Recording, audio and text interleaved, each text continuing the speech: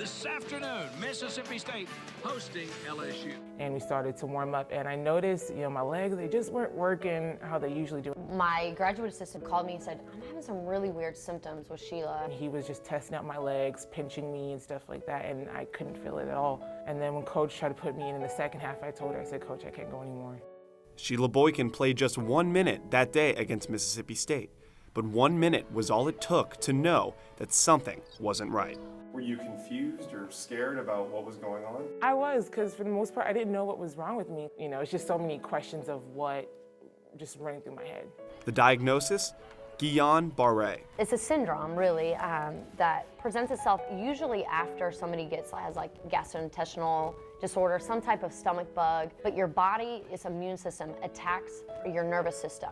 So instead of attacking that, it attacks the nervous system mistakenly. To some, such a diagnosis could be devastating, but for Boykin, it was a chance to move forward. I recommend everyone, if there's something wrong with you, stay off Google. Because I was all over Google and I was reading all this bad stuff and I was like, oh my God, I don't know what's wrong. I might die, I might this. But I was really relieved because I finally found out what was really wrong with me. And I remember thinking, okay, just prepare yourself. She's gonna break down here. She's gonna break down. She never did. She never cried. She asked me lots of questions, a lot of questions. She never cried. She never even looked like she was scared.